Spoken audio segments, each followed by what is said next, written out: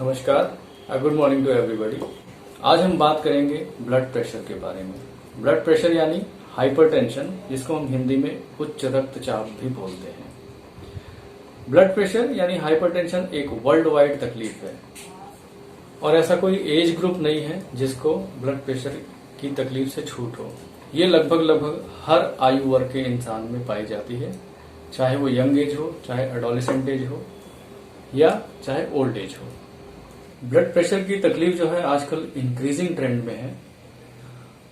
Blood pressure की जो तकलीफ है ये एक लाइफस्टाइल डिजीज है। लाइफस्टाइल डिजीज होने के साथ साथ इसमें जेनेटिक कंपोनेंट्स का भी एक रोल है और साथ में हमारे वातावरण यानी एनवायरमेंटल फैक्टर का भी इसमें एक रोल आता है। ब्लड प्रेशर की जो तकलीफ है इसके बारे में एक खास बात यह है कि ब्लड प्रेशर की तकलीफ लोगों में होती है, लेकिन लोगों को इस बात का पता नहीं होता। यानी कि लोग ब्लड प्रेशर की तकलीफ की बीमारी से जो है ग्रसित हैं, लेकिन उनको इस बात का पता ही नहीं है क्योंकि उन्होंने कभी टेस्ट नहीं कराया। और पता तब लगता है या तो अगर वे किसी और कारणवश अपनी ब्लड प्रेशर की जांच कराएं, या पता तब लगता है जब ब्लड प्रेशर शरीर के अंगों को नुकसान पहुंचा चुका होता है। ये जो ब्लड प्रेशर का छुपा हुआ बिहेवियर है, इसी वजह से ब्लड प्रेशर को साइलेंट किलर भी कहा जाता है। दुनिया में 6% मौतें जो है ब्लड प्रेशर की वजह से होती हैं। ब्लड प्रेशर हमारे हार्ट में होने वाली तकलीफों के रिस्क को डबल कर देता है। हार्ट की बीमारियां होने के चांसेस जो है डबल हो जाते हैं। हार्ट अटैक के चांसेस डबल हो जाते हैं। इसकी वजह से हार्ट फेल होने का खतरा जो साथ में जो है बढ़ता ही है। ब्रेन स्ट्रोक होने के चांसेस बढ़ जाते हैं। हमारा जो गुर्दा है, गुर्दे के रीनल फेलियर होने के चांसेस बढ़ जाते हैं। इसके अलावा जो पेरिफेरल आर्टरी डिजीज होती है, यानी हमारी जो खून की नलियां हैं, खून की धमनियां हैं, उनसे जुड़ी हुई तकलीफें होने की जो रिस्क है, ये ब्लड प्रेशर के कारण बढ़ जाता है। तो ब्लड प्रेशर जैसा कि हमारे शरीर के अंगों को इतना नुकसान पहुंचा रहा है, ब्लड प्रेशर का पता अगर समय रहते चल जाए तो इन सारी परेशानियों से बचा जा सकता है। अभी हम बात करेंगे ब्लड प्रेशर के प्रीवेलेंस के बारे में। ब्लड प्रेशर की जो समस्या है आजकल लोगों में बढ़ती जा रही है, एक बढ़ता हुआ ट्रेंड दिख रहा है। ऐसा क्यों हो रहा है?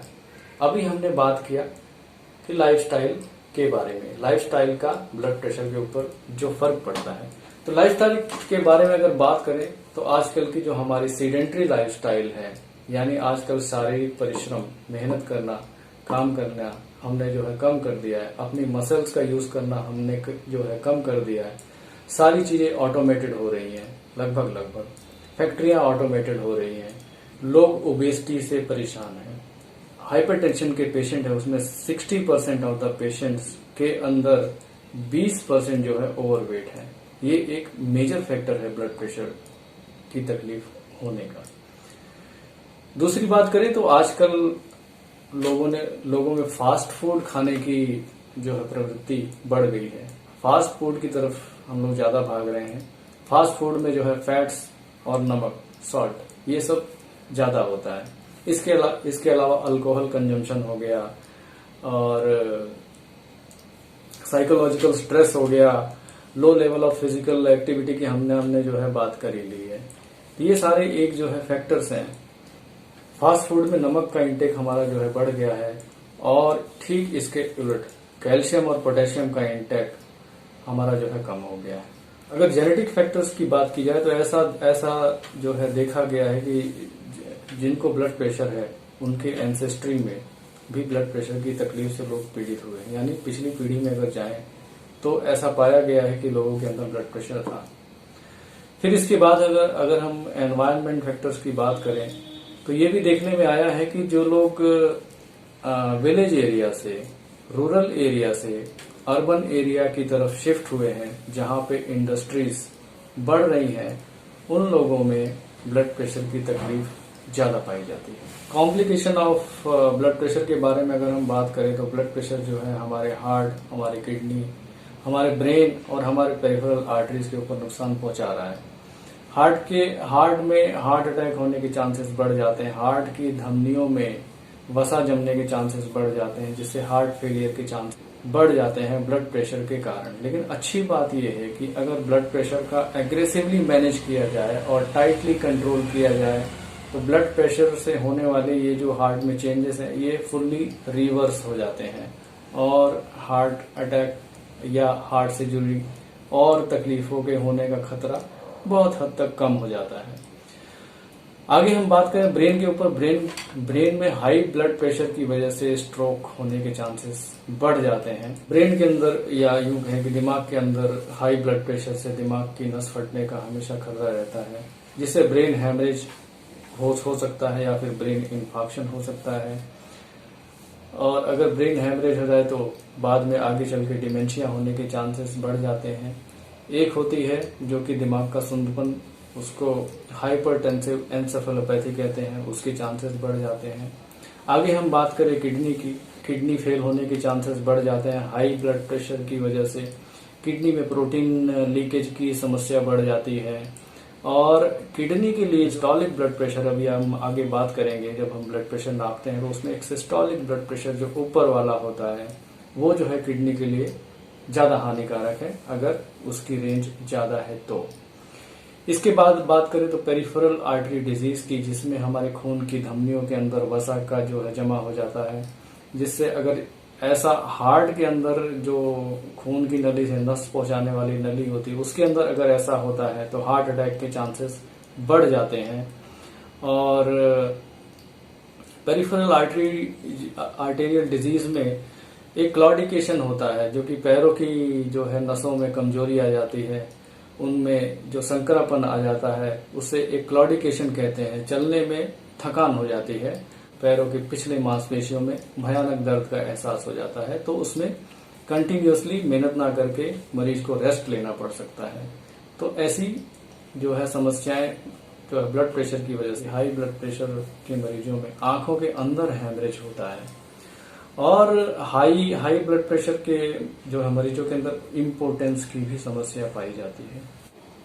अगर हम ब्लड प्रेशर नापने की बात करें तो जब हम ब्लड प्रेशर नापते हैं तो उसमें हम दो चीजें नापते हैं, एक सिस्टोलिक ब्लड प्रेशर होता है और एक डायस्टोलिक ब्लड प्रेशर होता है। जो हम नापते हैं उसमें हमें दो नंबर्स दिखाई देते हैं, ऊपर वाला सिस्टोलिक ब्लड प्रेशर, नीचे वाला डायस्टोलिक ब्लड प्रेशर।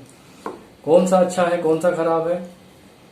दोनों ही खराब है, ऊपर वाला भी खराब है, नीचे वाला भी खराब है। लेकिन ऐसा जो है देखा गया कि नीचे वाला जो आपका डायस्टोलिक ब्लड प्रेशर है वो आपके लिए ज्यादा नुकसानदायक है। अमेरिका में ऐसा देखा गया है कि जो यंग एडल्ट्स हैं उनके अंदर सिस्टोलिक ब्लड प्रेशर ज्यादा होता है एज कंपेयर टू वुमेन, और after the age of 60 years women के अंदर सिस्टोलिक बीपी ज्यादा होता है as compare to men. Overall बात करें तो उम्र के साथ साथ ब्लड प्रेशर में बढ़ोतरी होती है और 55 साल तक ऐसा देखा गया है कि डायस्टोलिक बीपी में बढ़त होती है, लेकिन उसके बाद 55 साल के बाद डायस्टोलिक बीपी जो है या तो थम जाता है या फिर उससे थोड़ा सा गिरने लगता है, सिस्टोलिक बीपी बढ़ने लगता है। तो ओल्ड एज में जाकर इस वजह से सिस्टोलिक बीपी ज्यादा होगा, डायस्टोलिक बीपी जो है कम होगा, उसकी वजह से एक वाइड पल्स प्रेशर मिलता है। पल्स प्रेशर वो होता है सिस्टोलिक माइनस डायस्टोलिक, इसको हम पल्स प्रेशर जो है बोलते हैं, और ये पल्स प्रेशर जो है वाइड हो जाता है ओल्ड एज में। अगर हम ब्लड प्रेशर के डेफिनेशन की बात करें या कट ऑफ वैल्यूज की बात करें, यदि किसी का बीपी 140/90 से ज्यादा है यानी उसका सिस्टोलिक बीपी 140 है और डायस्टोलिक बीपी 90 है, अगर उसका बीपी इस वैल्यू से ज्यादा है तो उसको हम हाइपरटेंशन लेबल करते हैं। तो ये एक टेबल है जिसमें ब्लड प्रेशर का क्लासिफिकेशन दिया गया है। इसमें आप देख सकते हैं कि जो नॉर्मल ब्लड प्रेशर है वो सिस्टोलिक 120 से कम होना चाहिए और डायस्टोलिक जो है वो 80 से कम होना चाहिए। यदि आपका ब्लड प्रेशर सिस्टोलिक 120 और 140 के बीच में है और डायस्टोलिक आपका 80 से 90 के बीच में है तो आप प्री हाइपरटेंशन की कैटेगरी में आते हैं और आपको अधिक सावधान रहने की जरूरत है और समय समय पर अपने ब्लड प्रेशर की जांच आप कराते रहिए।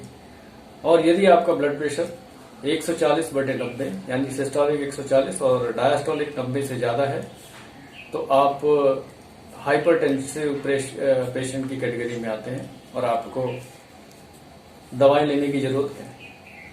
तो आगे आने वाली सीरीज में हम इसके कुछ निदान के बारे में, इसके कुछ ट्रीटमेंट से रिलेटेड थिंग के बारे में कुछ बात करेंगे और हाइपरटेंशन के कई सारे आयाम हैं, कई सारे पैरामीटर हैं जो हम आगे आने वाली सीरीज में इसके बारे में चर्चा करेंगे।